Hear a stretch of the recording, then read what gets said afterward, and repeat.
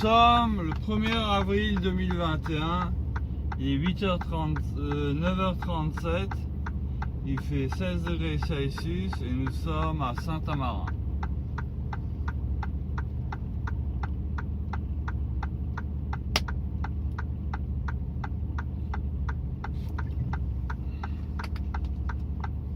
Nous allons à Système U à Mulhouse. Nous allons livrer à Saint-Amarin, à Delcoum.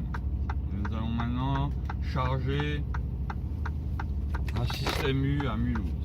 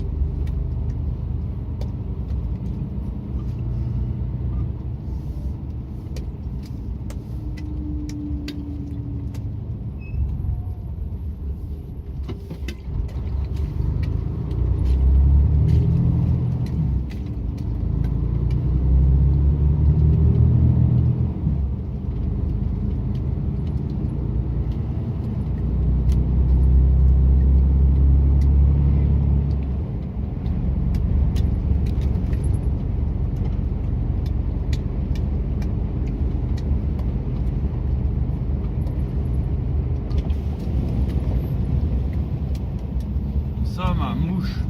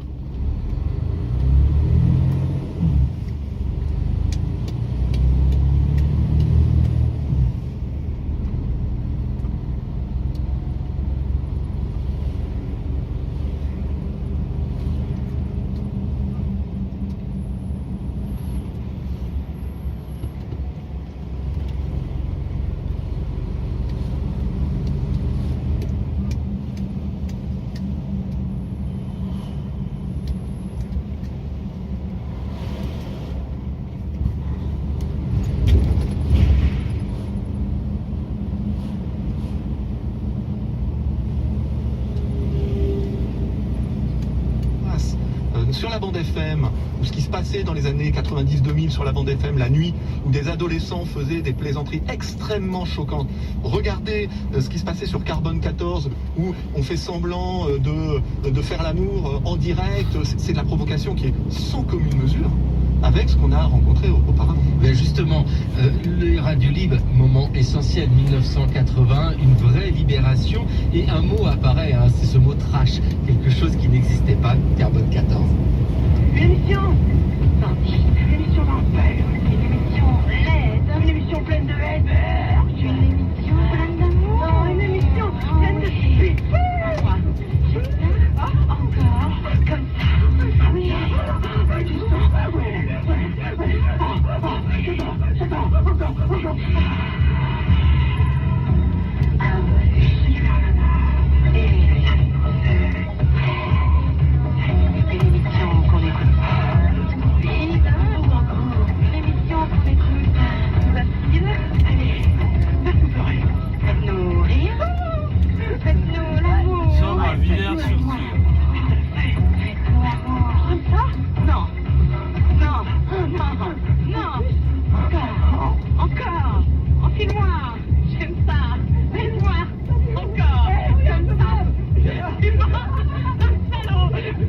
Carbone 14, des noms à citer, Super Nana, David, Gros Sexe, des moments de l'histoire de la radio. Mathieu Le Tourneux, dans cette histoire de la radio, nous avons ce moment très particulier des années 1980 et encore pas toutes les années 1980.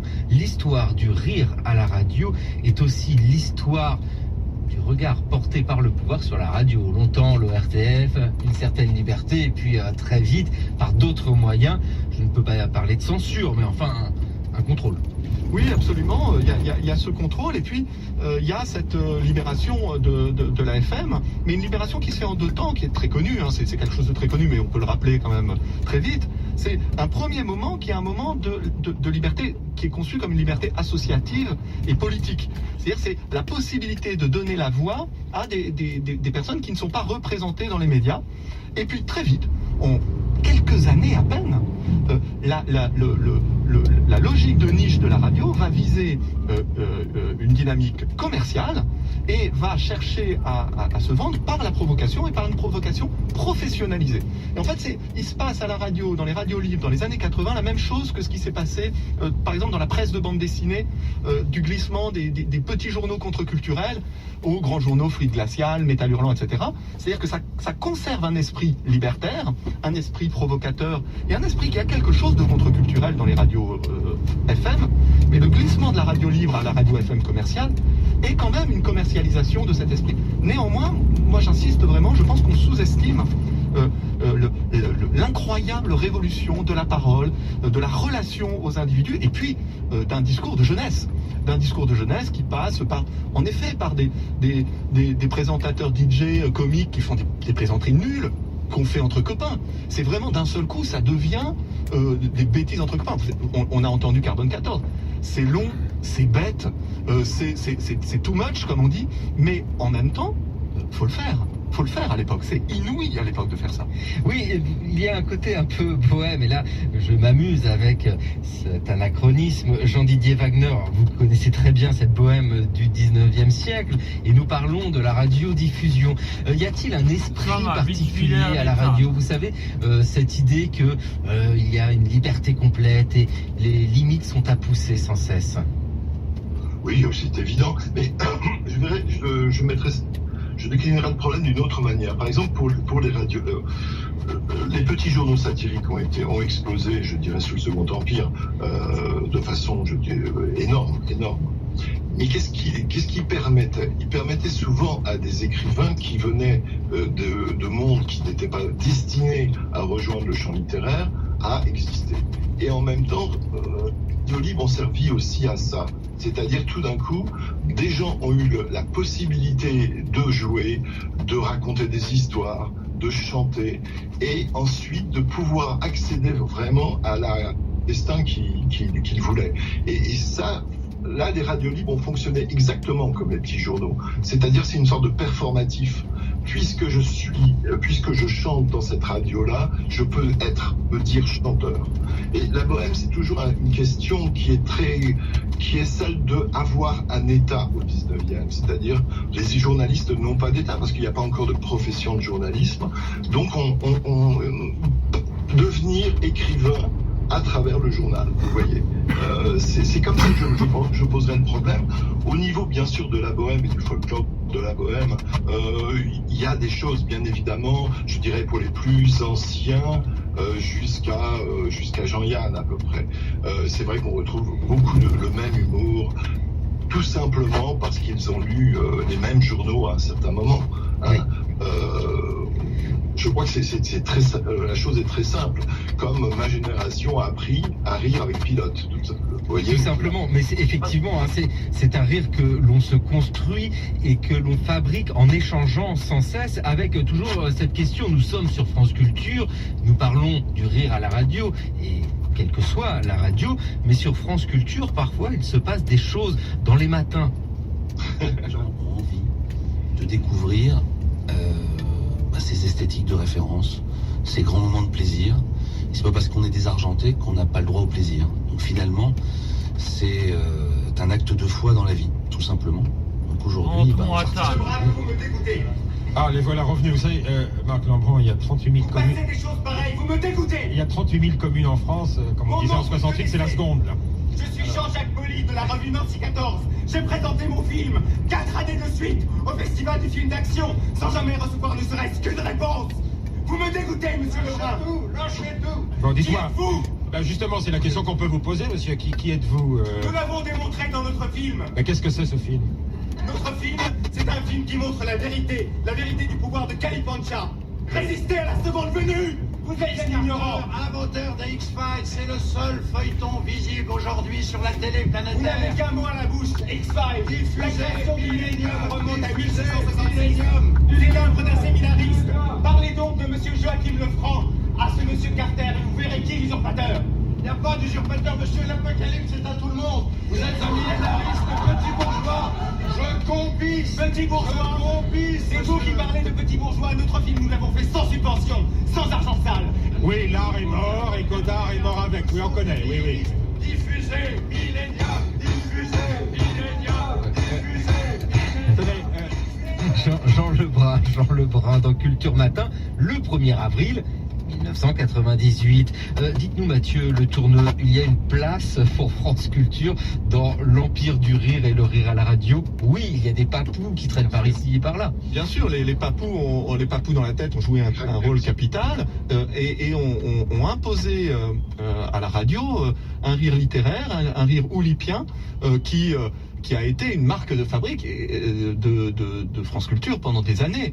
Et je pense que c'est peut-être le génie des créateurs de cette émission d'avoir réussi à inventer une identité à l'intersection du rire radiophonique et de la vocation culturelle de cette radio. Oui, parce qu'il faut bien souligner et sans cesse le rappeler, le rire est une forme et puis il y a le fond de ce qui est dit et ce n'est pas... Oui, alors pour les papous, la question de l'intelligence est plutôt une intelligence formelle en l'occurrence, puisque il s'agit de faire des jeux littéraires et là ça tient plus à la forme. Ça tient plus à la forme. En tout cas, merci vivement à vous deux, Mathieu Le Tourneux, ce livre que vous co-dirigez avec 19e, 21e siècle, CNRS édition, et merci vivement Jean-Didier Wagner. Bien,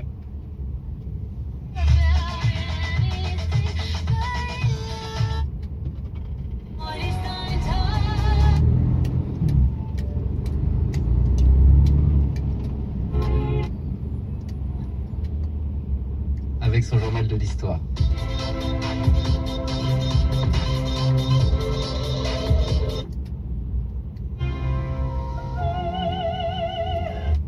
Le confinement. Oui. Oh là là, mes amis, Voilà, on parle ça fait des années. Ça s'est pas arrangé en 2017. Non, mais je parle de vriller au sens d'être dans un comportement de révolte à la fois sociétale, politique, de vraies remises en question. Oui, je parle même pas du gouvernement ni rien, c'est pas ça. C'est de l'ordre des choses et de la façon dont on leur présente la situation, y compris dans le monde du travail d'ailleurs. On va en parler dans un instant. Les écoles fermées, ces 4 semaines de vacances telles que les pouvoirs publics les réorganisent. Venez nous en parler, bien sûr. Et puis, n'oubliez pas que vous avez jusqu'à 11h15 pour vous inscrire. Gagner des vacances avec les campings Sunilia. En France, à la mer, à la campagne, à la montagne, en Espagne ou en Italie, les vacances, vous les gagnez, vous les mettez de côté, vous en profiterez le moment venu quand tout sera sûr et safe, comme on dit outre-Atlantique ou outre-Manche, c'est comme vous voulez. Donc vous envoyez RMC par SMS au 732-16 pour gagner les vacances. A tout de suite avec les grandes gueules. RMC, 9h midi. La mutuelle d'assurance historique des artisans est partenaire du concours des meilleurs artisans de France sur RMC. Aller chez un fleuriste, à la boucherie-charcuterie du quartier ou chez son coiffeur, c'est soutenir l'artisanat du quotidien. Dans les secteurs de l'alimentation et des services, cela représente une entreprise sur 3 et un salarié sur 6 a choisi ces métiers artisanaux. En tête, la coiffure, avec plus de 90 000 établissements en France, suivi par les soins de beauté et la boulangerie-pâtisserie. Vous écoutez RMC. RMC Football, la course au titre. Samedi, les 4 premiers de Ligue Uber Eats jouent en direct sur RMC. À 13h, Monaco reçoit Metz. 17h, le choc PSG Lille. Et à 21h, Lyon joue sur la pelouse de Lens. Dans une fin de championnat plus serrée que jamais, ne ratez rien de la course au titre sur RMC. RMC, le foot, c'est nous. Écoute, j'ai hyper envie de partir en week-end au bord de la mer. Du coup, je rentre pas tout de suite à la maison. Je passe d'abord acheter des huîtres pour ce soir. Tu verras, on aura presque l'impression d'y être. Bisous. Jusqu'à samedi chez Auchan, la bourriche de 18 huîtres fines de Bretagne est à 8,90 €. Auchan. Huîtres élevées en France, calibre 2, 8,90 € la bourriche de 2 kg, soit 4,45 € le kilo. Valable dans vos magasins et drive Auchan participants. Chez Auchan, nous respectons ensemble les consignes sanitaires. Choisir une voiture électrique peut paraître un choix radical. Quand vous choisissez Renault Zoe E-Tech électrique, à partir de 149 € par mois, avec 3 ans d'assistance, entretien et garantie inclus. Pour Zoe Life R110, LLD 37 mois, 30 000 km, premier loyer de 10 400 €, ramené à 900 €, 7 000 € de bonus éco et prime à la conversion de 2 500 € déduits. Sous condition de mise au rebut, voire conditions sur service-public.fr jusqu'au 30 avril, c'est accordiable. Concession ouverte sur rendez-vous si confinement. Voir Renault.fr. Et si on vous disait que vous pouviez remplacer facilement votre vieille chaudière au fioul par une pompe à chaleur? NJ Home Service vous accompagne tout au long de votre projet, simplifie vos démarches et s'occupe de tout. Avec le coup de pouce chauffage et l'aide MaPrimeRénov' mise en place par l'État, bénéficiez jusqu'à 9 000 € d'aide déduite de votre facture. Appelez vite le 3102. Service et appel gratuit. Offre soumise à condition, plus d'infos sur homeservice.fr. J'agis avec NJ Home Service. L'énergie est notre avenir, économisons-la. La crise sanitaire a mis en pause nos vies. Et même si c'était dur, on a su patienter. Mais il y a des choses qui ne peuvent pas attendre, comme la lutte contre le sida. La crise.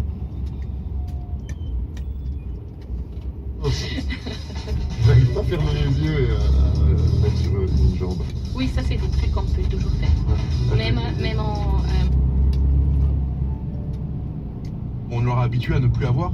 Je pense que si beaucoup de gens aussi ont mis un petit coup de retrait avec les médias traditionnels, donc télé et radio, ça c'est aussi dû aux pubs et au nombre de pubs qui sont envoyés. Donc les gens sont très réfractaires maintenant à cette donnée-là. Mais pour la défense des médias traditionnels, ça commence aussi à arriver sur Internet de manière assez violente, là, les pubs forcées, et finalement c'est le même combat maintenant. Merci beaucoup Dwagby. Merci, on était au téléphone tous les deux parce que, je le rappelle, hein, vous avez été déclaré positif, donc j'ai pas pu vous recevoir en studio, mais c'était un plaisir de parler avec vous. Le Good Game Show et puis cette chaîne sponsorisée par Red Bull dont on a parlé en début d'émission. À très bientôt Dwagby. France et même en Europe.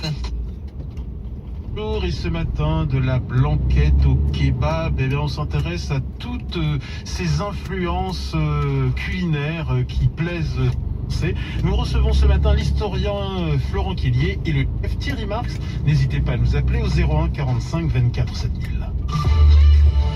Et vous, ça vous dirait quelques millions? Ce samedi, jackpot loto de Pâques, 1 million d'euros minimum. Et les gains de l'option second tirage sont multipliés par 3, voire règlement.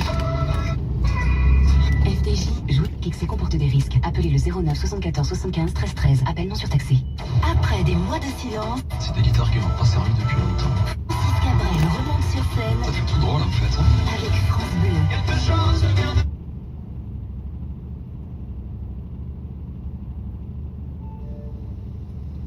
10 Uhr mit Clemens Lachnicht.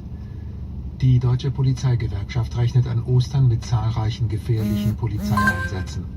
Der Grund, die Akzeptanz gegenüber den Corona-Beschränkungen gehe zurück. Sobald die Sonne scheint, sind die Parks und Ufer voll, dicht an dicht treffen sich die Menschen. Für die Polizisten wird die Kontrolle dabei immer schwieriger, so die deutsche Polizeigewerkschaft. Die Stimmung heizt sich auf, die Leute werden immer nervöser und aggressiver, so beurteilt Gewerkschaftschef Wendt die Lage und befürchtet schwierige Polizeieinsätze an Ostern. Er sagte der Neuen Osnabrücker Zeitung, angesichts des schönen Wetters an Ostern würden sich die Leute danach sehnen, die Regeln zu lockern und Freiheiten auch gegen die Regeln zu erzwingen. Immer häufiger würden dabei Maskenpflicht und Abstandsregeln ignoriert. Viele nehmen bei Kontrollen keine Weisung der Polizei mehr an, würden die Beamten beleidigen, sogar treten und anspucken. Sollte Deutschland die Impfreihenfolge ändern oder nicht? Darüber diskutieren gerade auch führende Landespolitiker. Der saarländische Ministerpräsident Hans ist dagegen, hat er der Rheinischen Post gesagt. Anders sieht das Bayerns Ministerpräsident Söder. Er hat sich zuletzt dafür ausgesprochen, den Impfstoff von AstraZeneca ohne zu geben. Eine Fortsetzung der Arbeit mit der CDU setzt, während die Jüngeren in der Partei. La France plus restrictive, pas un mal pour l'OMS qui juge ce matin que le nombre de cas dans toute l'Europe est le plus inquiétant depuis des mois et que la vaccination est d'une lenteur inacceptable. 9 vétérans de l'opposition à Pékin condamnés à Hong Kong pour avoir été les instigateurs de l'une des plus grandes manifestations de 2019. Ils risquent jusqu'à 5 ans de prison. On ignore quand les peines seront prononcées. Parmi les 9, on retrouve certaines des personnalités les plus respectées de la lutte pour les libertés dans l'ex-colonie britannique, souvent des apôtres de la non-violence qui sont mobilisés depuis des décennies pour l'instauration d'un véritable suffrage universel. En Suisse, la commission de la concurrence ouvre une enquête à l'encontre de 3 distributeurs d'autotests pour le coronavirus. Elle soupçonne une possible entente sur les prix entre Jointstar, Hotgun et Listen. Enfin, oui, ils peuvent enfin rentrer chez eux. Les derniers habitants du village valaisan de Rarogne, évacués fin janvier de leur maison après un éboulement rocher, pourront donc retrouver leur habitation demain matin. Les spécialistes ont purgé la montagne. Où la flamme olympique devrait éviter la métropole d'Osaka, ville qui connaît une nouvelle augmentation des infections au Covid-19. Le relais de la flamme olympique a démarré le 25 mars à Fukushima. Les organisateurs espéraient qu'il pourrait contribuer à créer un élan d'enthousiasme pour ces Jeux affectés par la crise sanitaire mondiale. La suite des infos, c'est à 11h.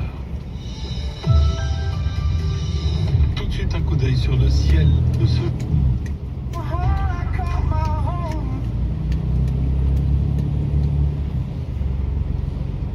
Au soleil avec quelques cirrus et cumulus aujourd'hui et demain, surtout sur les reliefs. Elle fera 22.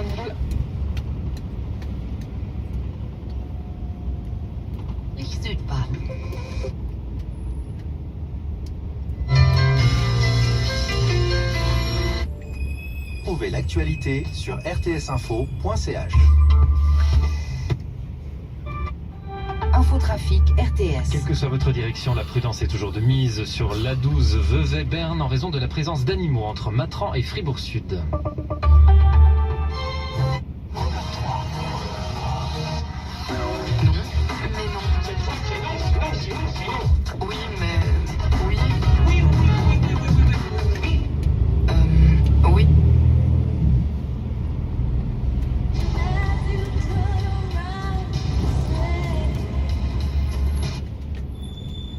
Nord-Est à surveiller de très près.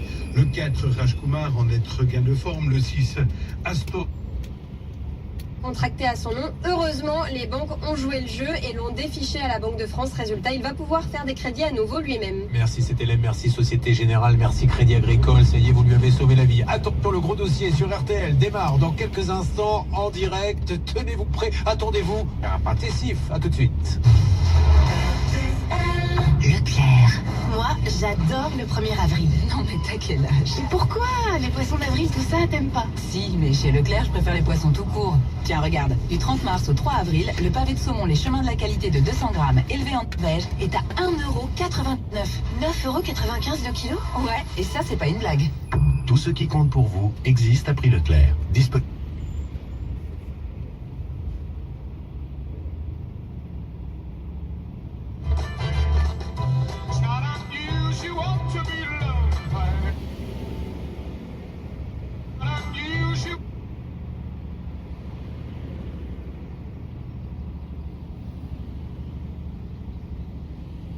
Totem, une exception qui prend fin puisque la France était l'un des pays qui a le plus gardé ses écoles ouvertes.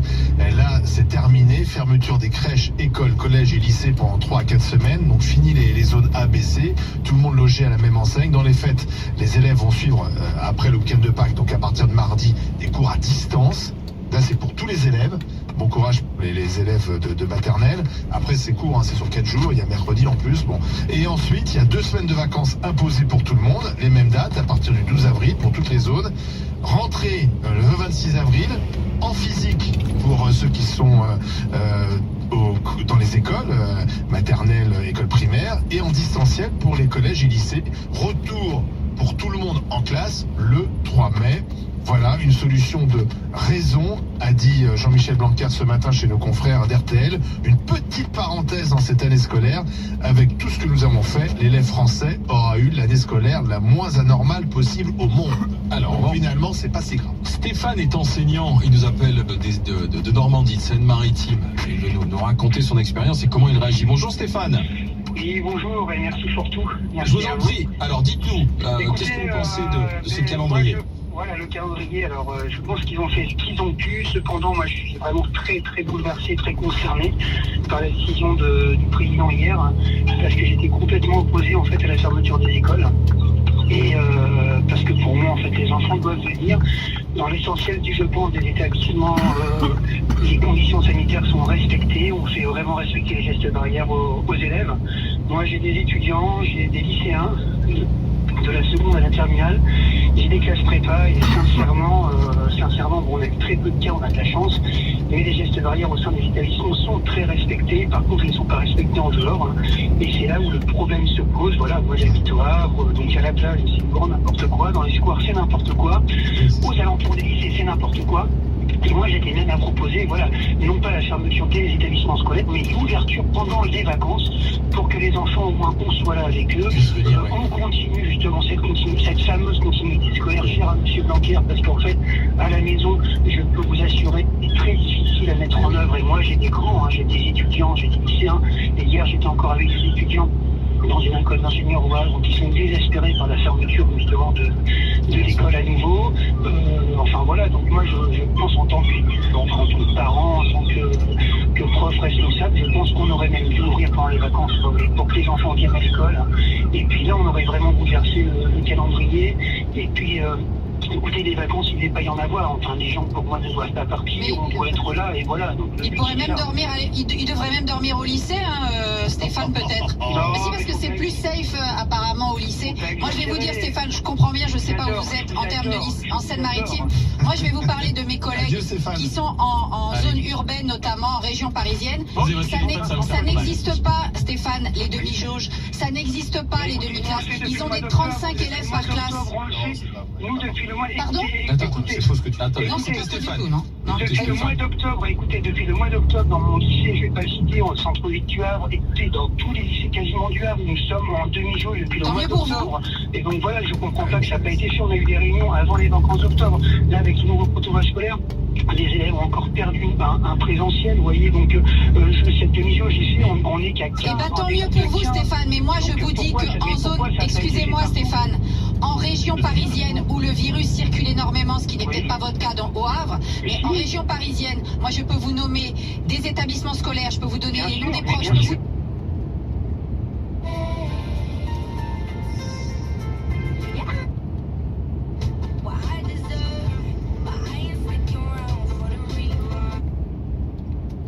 Au front, qui court à la douane sans armes.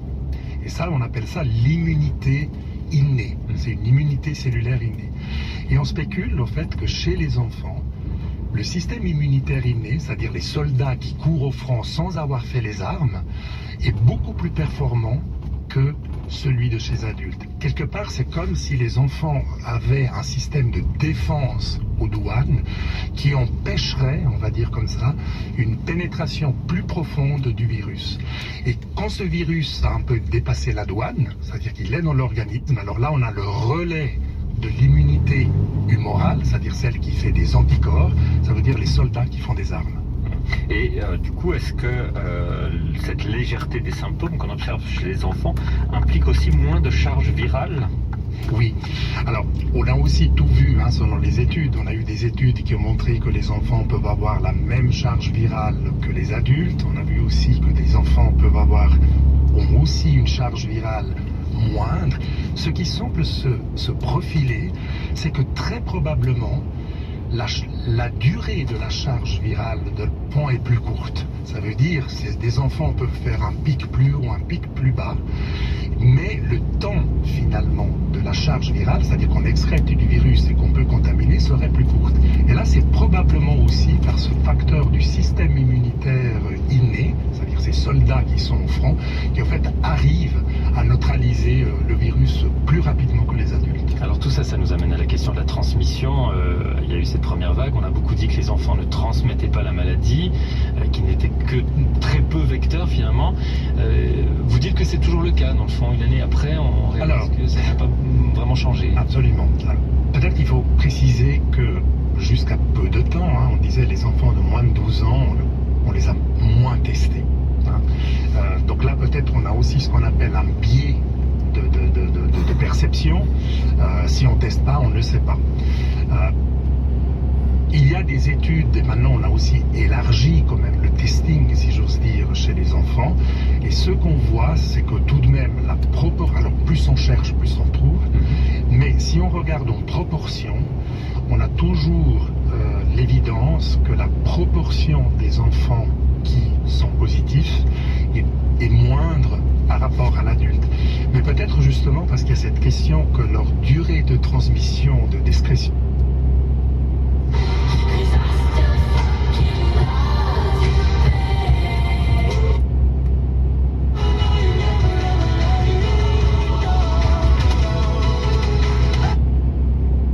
entre le sans gluten, le vegan, le végétarien, celui qui veut manger dit normalement, eh bien il faut pouvoir répondre à cette demande. Ça correspond aussi à cette diversité correspond aussi à notre société, et le cuisinier et l'artisan que je suis doit forcément s'adapter dans les meilleures conditions possibles, bien entendu. Mais comment vous le vivez ça ? On le vit plutôt bien dès lors que ça nous rapproche de nos clients. Il n'empêche que le cahier des charges d'un artisan cuisinier est de sourcer les meilleurs produits dans les meilleures conditions pour les porter sur la table du client. Mais bien sûr que l'attention portée au client et l'expérience qu'on doit donner au client doit répondre à ces critères de diversité. Bonjour Rémi Guéry. Vous êtes le directeur du cabinet Sociovision. Vous avez publié une enquête sur nos habitudes alimentaires au temps de la crise sanitaire. Vous confirmez cette tendance à l'alimentation, aux alimentations particulières ? Oui, je pense que, en fait, en France, il y a deux particularités en ce qui concerne l'alimentation. Il y a un héritage d'abord, collectif, et qui reste encore très fort. Aujourd'hui, dans les enquêtes, il est difficile aux personnes qu'on interroge d'avouer qu'ils ne partagent pas la même chose au repas du soir, par exemple, en famille. Donc il y a quand même un attachement aux traditions collectives qui est très forte, et c'est vrai qu'en tendance, année après année, ce qu'on observe, c'est qu'il y a de plus en plus de revendications individuelles. Vous avez parlé de l'alimentation sans viande, c'est quelque chose de nouveau qui est porté notamment aujourd'hui par la jeune génération, mais il y a énormément d'autres particularités qui se sont imposées. Donc aujourd'hui on est dans un modèle où il y a à la fois quand même un plaisir à faire les choses ensemble, à partager les choses, mais il y a une ouverture.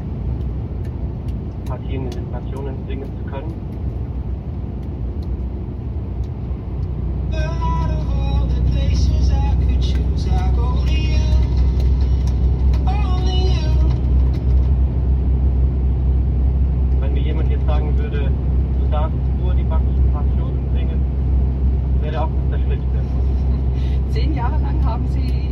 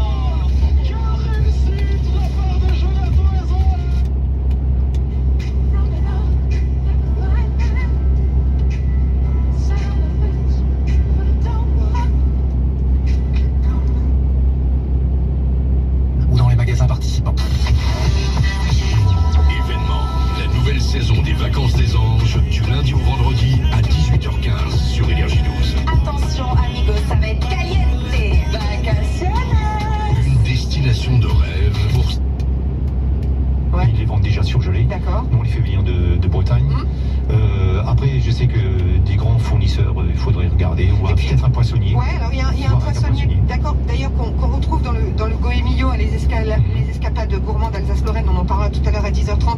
Il y a une poissonnerie qui s'appelle Cap d'Agde. Cette poissonnerie, elle est à la Robertso. Oui, je connais. Voilà, peut-être. Juste en face de la station-service. Absolument, peut-être qu'on peut commander le poulpe si on a envie de le cuisiner. En tout cas, voilà, on a eu tous ces trucs, ces astuces. C'est la première base, hein. Voilà, c'est la petite base. Ça, c'est le début d'une recette autour du poulpe. Dans quelques instants, Joël Margoton. Il faut savoir aussi que les Chinois ou les Japonais les mangent crus. Oui. Ah, d'accord. Ah, oui. Ça va aussi cru. Oui. Ouais, ou pas. Joël Margoton est le chef du restaurant Les Canailles à Strasbourg. Alors on cuisine le poulpe. Peut-être que vous n'avez pas l'habitude de cuisiner alors c'est quoi? C'est un fruit de mer? Non, c'est un céphalopode. Un céphalopode, exactement. Peut-être que vous n'avez pas l'habitude de cuisiner le poulpe et que vous avez besoin de conseils. Ça tombe bien. Il est là pour vous en donner. Joël Margoton, vous nous proposez des recettes parce que vous avez fait une recette avec du poulpe. Et aujourd'hui, vous vous rendez compte que ça a super bien marché, que tout le monde a adoré. N'hésitez pas, 03 88 25 15 15. On se retrouve dans quelques instants pour cuisiner le poulpe ce matin. Joël Margoton est notre invité, chef du restaurant Les Canailles à Strasbourg. À tout de suite.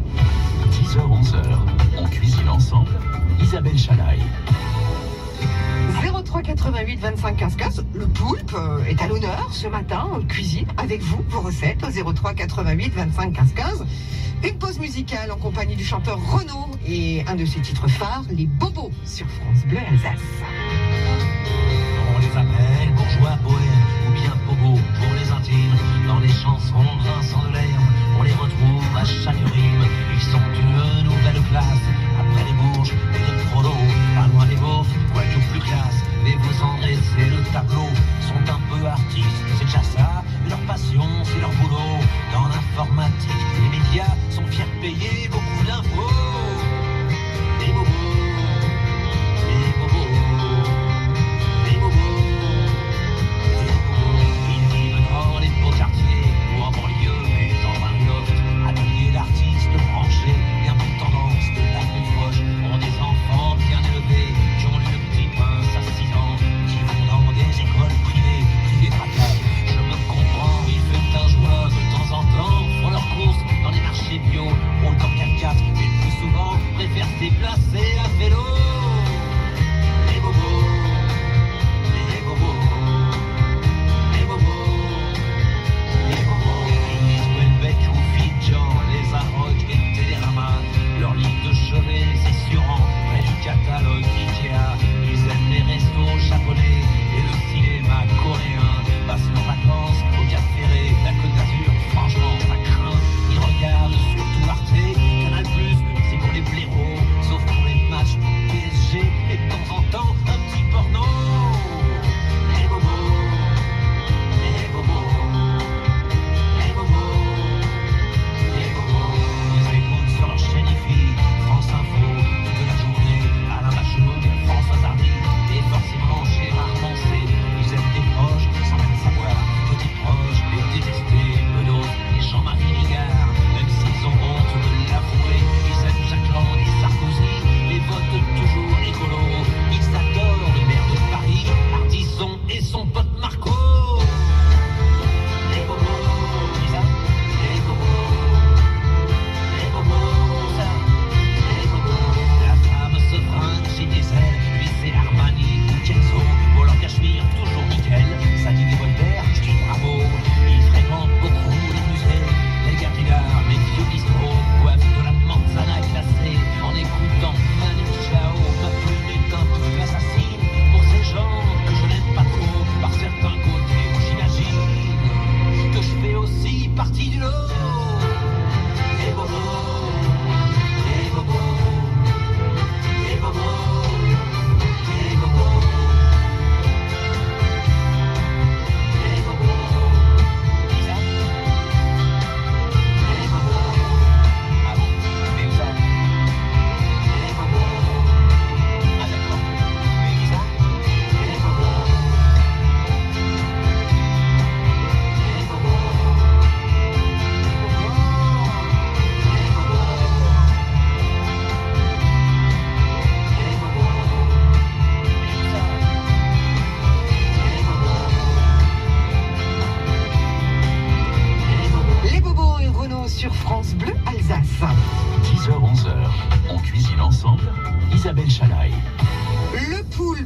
poulpe très très bon pour la santé, plutôt riche en protéines, pauvre en lipides, excellente source de fer, de sélénium, de cuivre et de vitamine B12. Vous l'avez compris, mangez du poulpe, mais comment on le prépare? Eh bien, liquidé qui prend des contrats. Où en est-on, s'il vous plaît, Céline? Alors, le papa nous a dit juste bonjour à l'antenne dès qu'il a entendu que c'était vous. Il a raccroché. Depuis, si elle avoir de nouveau, mais on voulait vous le brancher. Donc pour l'instant, il ne répond plus. Et Imed, le fils, nous a rappelé. Et pareil, puisqu'on était en pub, on a voulu attendre un petit peu pour prendre l'appel. Donc voilà, on retente. Parlez-lui en c'est pas grave s'ils ne veulent. Ça y est, ils se sont branchés sur RTL et sur M6. Si vous ne voulez pas parler, comme vous voulez. Et s'il vous plaît, à Bernard, on a juste des questions et des choses graves qui ont été dites. Donc il nous faut quand même une réponse, puisqu'on parle de prendre des contrats avec une société liquidée, que la société en question envoie les chèques chez le père. Et puis il y avait un troisième point, je ne sais plus lequel. Eh bien, qu'il y a une société, effectivement, il y a eu 2 sociétés dans cette affaire.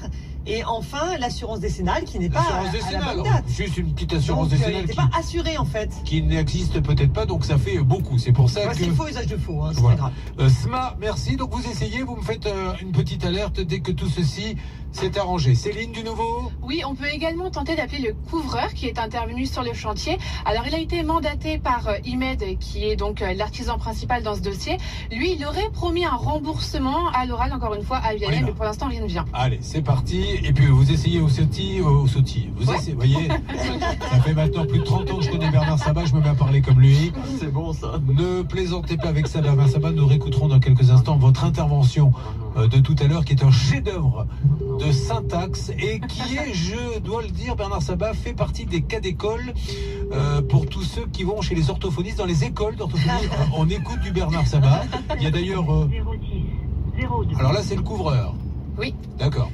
Bon, eh bien, vous réessayez. Alors, Bernard Sabat, réécoutons. Donc, ceux qui veulent devenir orthophonistes s'installent dans l'amphithéâtre. Le professeur vient et leur dit aujourd'hui, nous allons, cas d'école, plancher, vous avez 4 heures. Sur le cas suivant, qu'est-ce que vous feriez comme traitement à cette personne que l'on me fasse écouter, s'il vous plaît? Écoutez, l'idée était de savoir que on est vos poussins jaunes, quelque part un peu, c'est bientôt lundi de Pâques. Vous avez 4 heures, à votre avis. C'est un QCM. 1, le cas est irrécupérable. B, il faut lui changer la langue. 3, il faut vider tout ce qui est resté dans la bouche. C'est parti, 4 heures. Bon, on avance, Vianney, pour vous, ne vous inquiétez pas. Quelles sont les conséquences pour vous, Vianney, aujourd'hui?